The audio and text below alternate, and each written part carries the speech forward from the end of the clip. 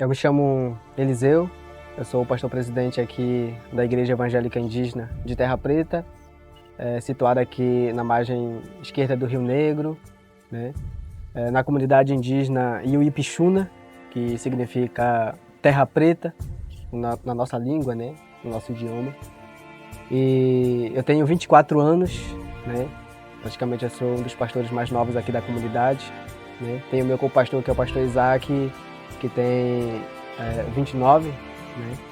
E o conselho de pastores mais velhos também, onde meu pai está incluso, e os meus dois tios também, o pastor Gabriel e o pastor Felipe, né?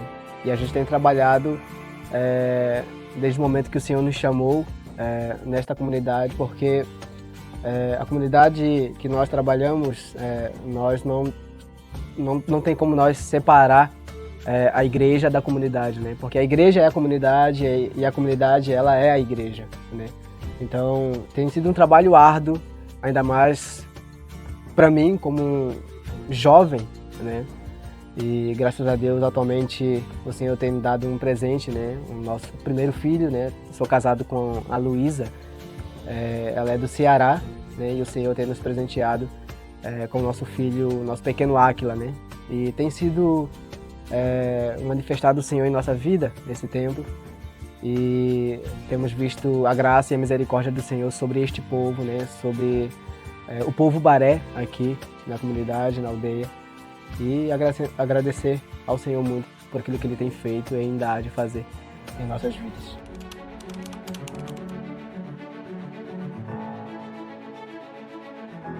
As comunidades vizinhas aqui, elas consideram a comunidade Terra Preta como uma comunidade evangélica. Tanto que, algo bem similar em relação a isso, quando nós vamos em outras comunidades, tanto para um campeonato, seja de futebol, quanto para um culto também, né, juntamente com os nossos irmãos, vou usar esse exemplo de ir jogar bola em uma outra comunidade que não é evangélica, né, ou uma comunidade ribeirinha, vamos dizer assim. Eu tenho aqui a comunidade de Santa Maria aqui próximo, né? A próxima comunidade que tem aqui é a comunidade de Santa Maria, né? E é uma comunidade católica, mas ali também tem algumas igrejas evangélicas, né? Como da Presbiteriana e também da Assembleia, se eu não estou enganado, né? E ela considera, como também todas as comunidades aqui, circunvizinhanças, considera a comunidade Terra Preta como uma comunidade evangélica, né? Talvez se você andasse por aí, você ouviria, né? Poxa, comunidade tal, que tem dado um exemplo, isso. Então, isso cai muito na boca das pessoas em relação ao exemplo que muitas das vezes nós damos em relação a isso. Então, quando nós saímos daqui, a gente sempre tem uma reuniãozinha, né? Olha, por favor, não dê uma de louco por aí, mas dê um bom exemplo de conduta, assim como Cristo daria também, né? Deu, na verdade, em relação a isso, né? Então, só que para mim, pelo que eu tenho buscado no Senhor, né? Como liderança, como uma das lideranças dessa comunidade também e da igreja, eu não considero a comunidade Terra Preta como uma comunidade completamente evangélica.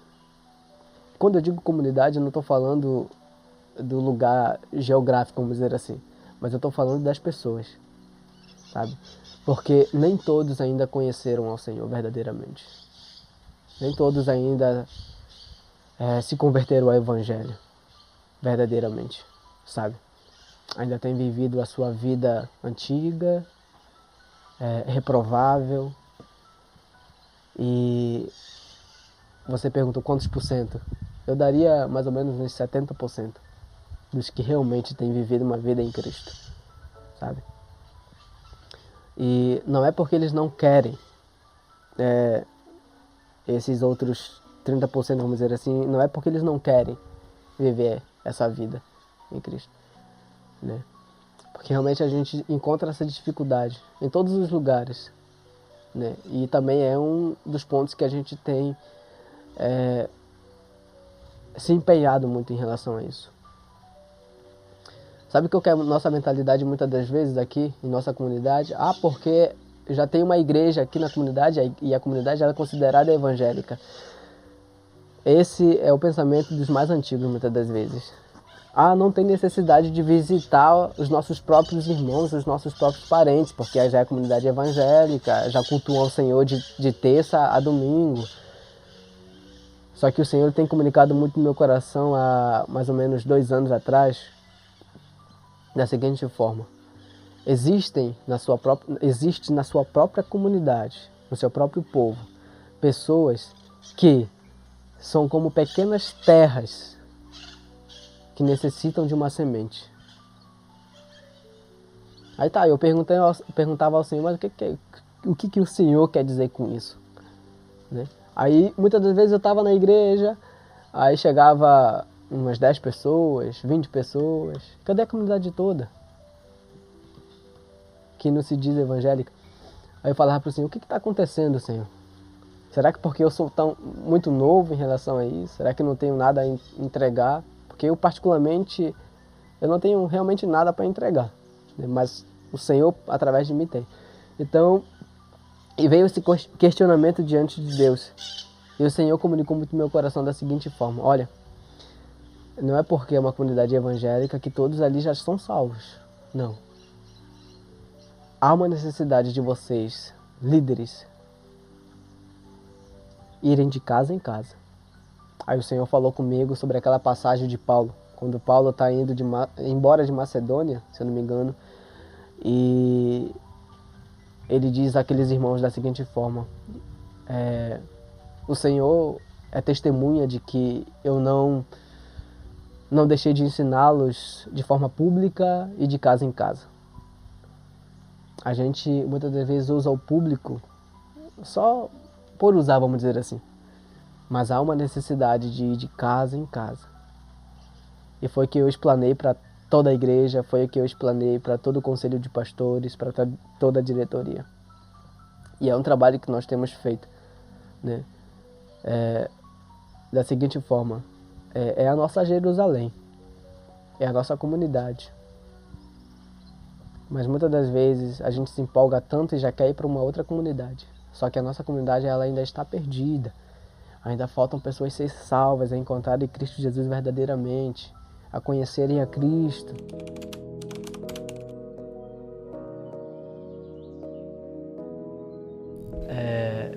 Há uns tempos atrás, a igreja estava muito em movimento, né?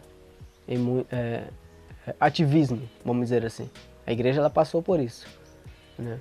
Em um tempo atrás, aproximadamente uns 5 anos atrás. Ela teve muita atividade. E para quem lidera uma igreja, como liderança tanto em uma comunidade como de um certo grupo, quando há muito ativismo, a gente se cansa, né, em relação a isso. E enquanto há atividade, o povo vai ser mantido a ficar ali, né? Se há vamos dizer assim, se há um evento todos os meses para um jovem, ele vai permanecer ali por conta do evento e muitas das vezes não por conta de que ele querer ansiar por aquilo, né? Tem jovens que anseiam realmente, que têm a sua vida entregue ao Senhor realmente, né? Por isso. E não é movimento que alegra ele, vamos dizer assim, né? Não é a atividade que vai fazer com que ele se movimente, né? Mas ele é movido pelo Espírito Santo, seja em atividades ou seja num culto de oração que a gente tem. Sabe? Ele tem esse desejo, muitas das vezes, por atividade, seja num culto de 2, 3 horas de oração que a gente tem aí, nas terça-feira. E se a gente fosse contar a juventude que está conosco aí, é bem difícil em relação a isso, né? Agora, inventa um retiro. Inventa um retiro. A gente vai lá para um sítio, passar 3 dias de retiro. É jovem que a gente nem sabia que existia mais que aparece. E o que o Senhor falou muito comigo em relação a isso? Porque eu sou um jovem também, eu gosto de movimento. Mas eu não sou movido pelas atividades que acontecem na igreja ou na comunidade. E o Senhor falou comigo da seguinte forma. às vezes, vocês estão em tanta atividade de que vocês pensam que estão fazendo todas essas coisas para mim, mas vocês estão fazendo para vocês mesmos. E isso foi como uma paulada no meu coração em relação a isso. Eu falei, então eu estou prendendo esses jovens daqui só por uma atividade que eles estão fazendo, e quando acaba a atividade, quando acaba o evento, eles também somem. E cadê? E o Senhor falou, o Senhor deu a nós essa estratégia, né, de ensinar, estudo realmente da palavra, né? Eu sei que é muito difícil, e é difícil você convidar um jovem para passar 3 ou 4 horas estudando um tema bíblico. É difícil. Ele vai sentir sono, vai ser cansativo para ele. Mas se Cristo não mantém o jovem na igreja, não tem outra coisa que vai manter mais. Não vai ser um retiro, não vai ser uma conferência que vai manter o jovem. Se Cristo não manter, se a palavra não estiver alicerçada no âmago do coração dos jovens, não vai ter nada que o mantém mais. Nada. Então a única estratégia que eu tenho usado é convidado. Convidado realmente. Ei, bora, vamos orar aqui. Leia, vamos ler. Eu sempre estou lançando, me lançando realmente. Olha, bora. O tempo que você tiver aqui é o tempo que eu vou ter contigo aqui também. Tá? Então nós temos... Tem sido palavra e oração. Exatamente. Porque se isso não mantém um jovem, não tem outra coisa que mantém. Pode até manter, mas vai acabar. Quando a atividade acaba, acaba tudo. É que nem a Tamires Garcia quando ela canta, né? E quando o instrumento parar de tocar, quando as vozes, e aí, o que vai ser? Será que a gente só sente o fogo quando os instrumentos tocam, ou quando as vozes estão ali, quando há um coral lindo ali? Puxa, se arrepia? Não.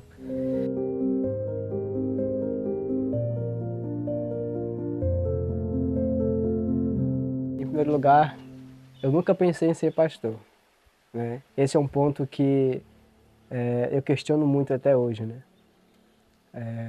Porque isso nunca veio na minha mente, ou nunca foi o meu desejo, né? Porque a gente sabe que a vida de um pastor é árdua, né? Como os meus tios costumam falar, você precisa ter um coração grande, um coração muito grande, né? Então, nesse primeiro momento, eu nunca pensei. Por ter nascido em uma família de berço evangélico, não significa que eu já trilharia esse caminho, né? Até o ponto que o Senhor me encontrou mesmo, né? Se eu não me engano, aos meus 18 anos, praticamente 18 para 19 anos, se eu não estou enganado, eu tive essa chamada do Senhor, né? Mas uma chamada para fazer apenas uma aula, né, de missiologia. E para mim ficaria por aquilo ali, né? Eu seria apenas um missionário aqui da igreja que o Senhor enviaria para outros lugares e para consolidar também a igreja dele aqui em Terra Preta, né? O meu povo aqui em Terra Preta. Então eu passei praticamente seis meses em Lábrea estudando. Esse foi o primeiro momento que o Senhor me chamou, né? Passei 6 meses, praticamente 5 meses em Lábrea. Tive 2 meses de teoria e 3 meses de teoria e 2 meses de prática, né? E fomos para o Médio Porus, né? Ali para as aldeias ali próximas, as comunidades também ribeirinhas ali próximas. E para mim, no meu pensamento, era só eu vou ser apenas um missionário comum, como qualquer outro, e pregar o Evangelho de Cristo ali, né? Só que, de fato, sendo bem sincero, eu ainda não conhecia verdadeiramente o Senhor Jesus ali. Mesmo tendo esse título de missionário, e a gente acha muito bonito isso, né? Mas eu não conhecia de fato o verdadeiro Cristo, sabe? E teve um momento da minha vida quando eu retornei para minha aldeia, porque eu fiz uma promessa com o meu povo, né? De que eu iria me preparar, de que eu iria ser treinado ali, né? E eu estaria apto a me entregar por completo. a esse treinamento e voltar e consolidar o meu povo, né? E ajudar tanto a juventude quanto também a igreja de modo geral aqui na minha comunidade. Entretanto, quando eu retornei com muito peso no meu coração em relação a isso. Agora, explicar para vocês de qual maneira isso aconteceu, eu não sei. Chegou um momento da minha vida que eu realmente saí do caminho do Senhor, sabe? Por esse motivo de não ter conhecido o Senhor verdadeiramente, né? Porque a partir do momento que nós conhecemos o Senhor, é uma vida toda para Ele, sabe? Então eu não o conhecia verdadeiramente. E eu saí do caminho do Senhor, né? Por isso que eu citei que não, por ter nascido num berço evangélico, eu trilharia esse caminho, porque não era o meu pensamento, não era o que eu queria. De fato, o que eu queria era viver como um jovem comum, sabe? Um jovem que vive a sua vida, assim como o sábio disse, né? Faça tudo o que você quiser, mas chegará o final que o Senhor pedirá conta de todas essas coisas que você fez. E eu tentei de várias formas sair. E de fato eu saí. Mas o Senhor, Ele foi me buscar onde eu estava, né? Agora, eu não entendia o porquê disso. Aí chegou um momento que eu fiquei muito mal mesmo, um tempo da minha vida. E o Senhor tratou o meu coração em relação a isso. E eu pude entender que esse tempo que eu estou vivendo agora era tudo aquilo que o Senhor estava tratando lá no passado, na minha vida. Já me preparando para esse tempo, sabe? Só que a gente não consegue entender quando a gente está passando esse momento, né? O momento do processo, vamos dizer assim. Então o Senhor já preparava o meu coração para tudo isso. E eu fui encontrado pelo Senhor quando eu retornei para cá, e esse momento que o Senhor me resgatou novamente, me buscou novamente. Aí eu pude conhecer o verdadeiro Deus, o verdadeiro Cristo ressurreto. Eu pude conhecer realmente quem Ele é e aquilo que Ele estava desejando e aquilo que Ele queria fazer na minha vida, né? Então, primeiramente, eu encontrei a minha esposa, que agora é minha esposa, a Luísa, e ela foi uma ferramenta de Deus muito poderosa na minha vida também, né? Que pôde me ajudar nessa caminhada. E nesse tempo, né, o pastor Felipe, que é o meu tio, que era o pastor presidente antes ainda, ele pensava já em preparar novos pastores para assumir assim que ele saísse, né, da liderança pastoral aqui da comunidade da igreja. E eu sempre olhava para meus primos, né? Meus primos que estavam mais à frente, sabe? Eles estavam mais envolvidos, enquanto eu estava ali praticamente num cantinho ali mesmo, né? E eu olhava para ele, não, eu acredito que vai ser meu primo tal, né? Eu acredito que vai ser meu primo tal, porque eles têm punho para isso, sabe? Eles são mais velhos do que eu também, então eu acredito que eles vão assumir essa igreja, vão assumir esse povo para continuar consolidando esse povo, né? E o meu pensamento era esse, mas nunca passou pela minha cabeça de o Senhor me escolher de forma na qual eu estou vivendo hoje esse cuidado do Senhor, esse ministério que o Senhor lançou sobre as minhas costas e essa responsabilidade imensa que eu tenho, né? Até o tempo que eu fui consagrado já a pastor, quando meu tio chegou e chamou a mim e o pastor Isaac, né, que é o meu co-pastor atualmente, eu fiquei realmente sem reação em relação a isso, né? Eu orei muito ao Senhor Jesus. Sabe aquele momento que a gente quer ouvir a voz de Deus nítida para Ele responder? Isso não aconteceu de forma nítida assim, sabe? E eu orei muito ao Senhor Jesus. E eu olhei para o meu povo, eu olhei para as famílias aqui presentes, e eu sempre tive um coração disposto a obedecer ao Senhor. Sempre tive um coração disposto a se entregar verdadeiramente ao Senhor Jesus. Desde o momento que Ele me encontrou e que eu o conheci verdadeiramente. E tenho conhecido Ele dia após dia. E eu falei, Senhor, eu estou aqui para fazer o que agrada o Teu coração. Eu estou aqui para fazer a Tua vontade. Não o que agrada a minha vontade, não o que agrada o meu coração, mas para fazer o que agrada o Teu coração.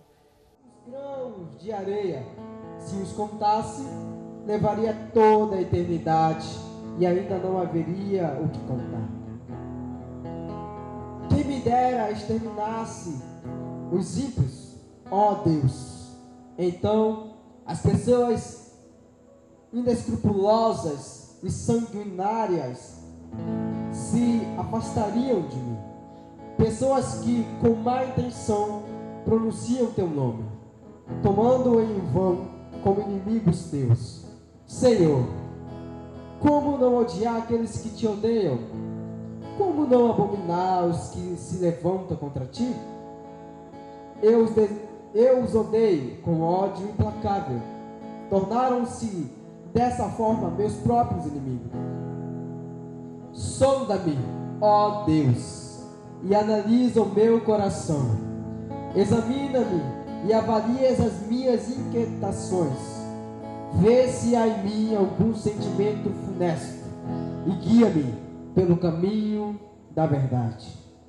Aí eu lembrei de uma ministração que meu primo trouxe em um dos nossos cursos normais. Ele disse: nós temos que dar o nosso rinene para o Senhor. E a partir do momento que nós damos o nosso rinene para o Senhor, não tem volta. Aí eu disse: rinene, Senhor, estou aqui para fazer o que agrada o teu coração. Eis-me aqui. Em vez de eu orar ao Senhor e falar: Senhor, envia outra pessoa, eu disse: não envia ninguém, envia-me. Eu estou aqui para fazer o que agrada o teu coração. Então, desde esse momento, depois dessa minha luta com o Senhor, eu fui consagrado a pastor. E, como de costume, a gente tem uma assembleia aqui, né? Toda a comunidade volta, toda a igreja volta. E eu fui o mais voltado para se tornar o pastor presidente aqui da Igreja Evangélica Indígena.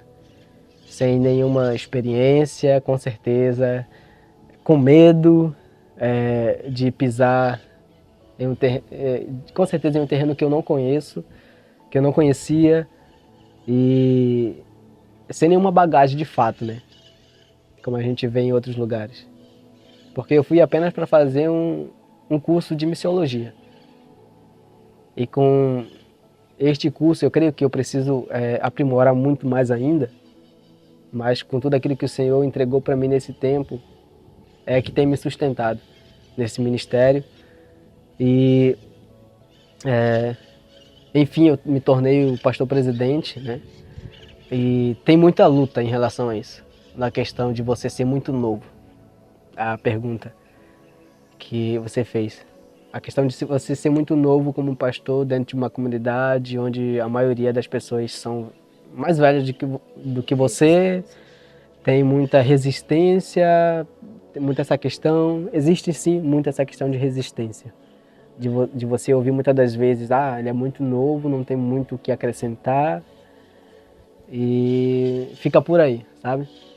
Mas a maioria, né, do povo entende isso no Senhor, de que o Senhor não chama os que estão ali numa idade mais avançada, mas o Senhor ele chama e prepara e capacita os que Ele chama, né?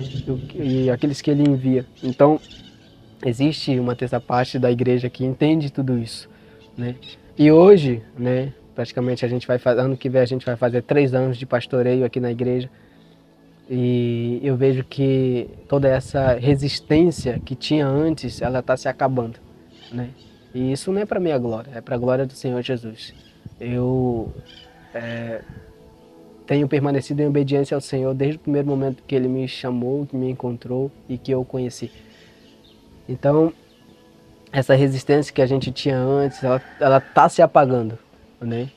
E tudo isso é por meio do Evangelho, porque o Evangelho é o poder de Deus, né? E assim como eu tenho comunicado à igreja, o Evangelho é poder de Deus. O Evangelho é o poder de Deus para a salvação de todo aquele que nele crê. Então, tudo isso sempre acontece com a gente. A gente muitas das vezes está no nosso, como jovem, a gente está muitas das vezes no nosso monte mais alto e chega nos momentos que a gente está no nosso vale mais profundo, que a gente pensa em desistir. Eu não vou negar isso, né? Mas eu dei o meu rinene para o Senhor. Eu coloquei a mão no arado e eu não vou olhar para trás de maneira alguma.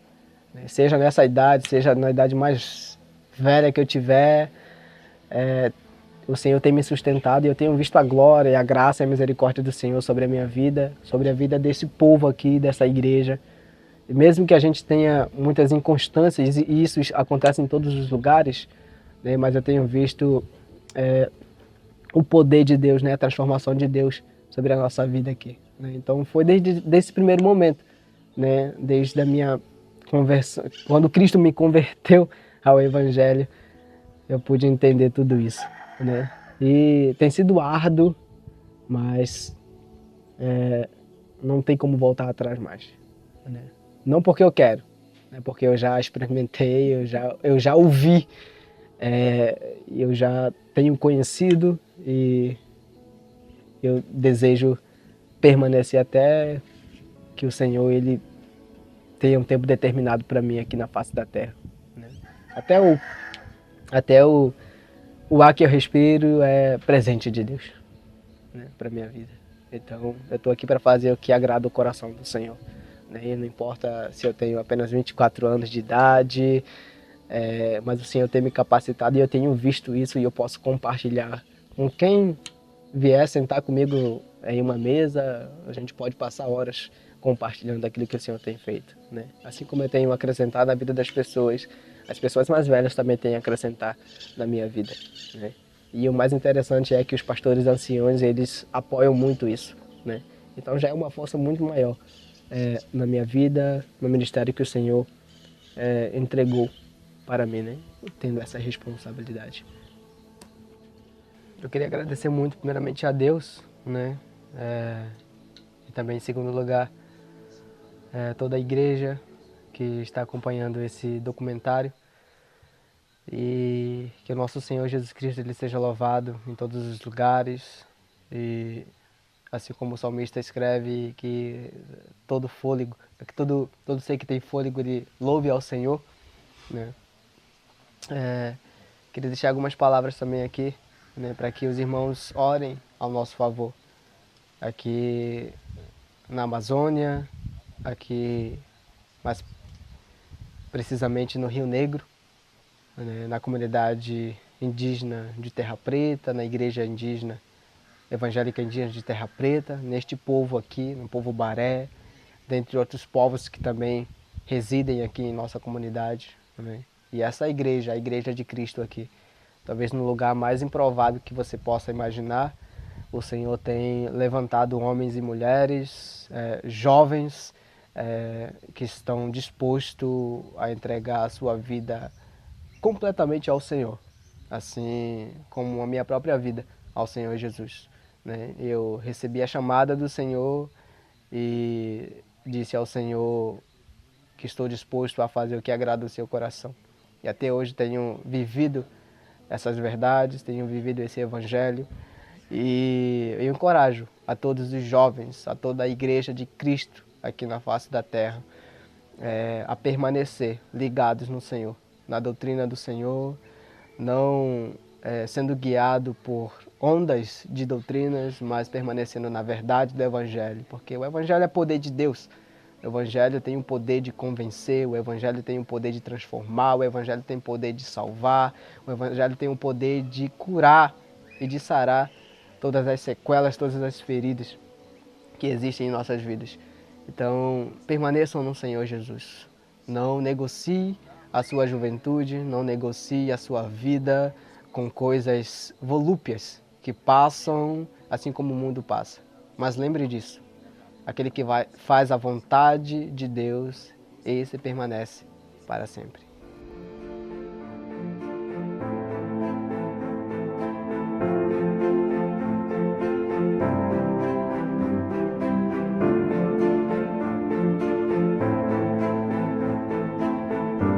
A paz do Senhor, meus irmãos. Vocês acabaram de acompanhar um pouquinho do relato de como foi a nossa viagem missionária nas comunidades indígenas do Amazonas.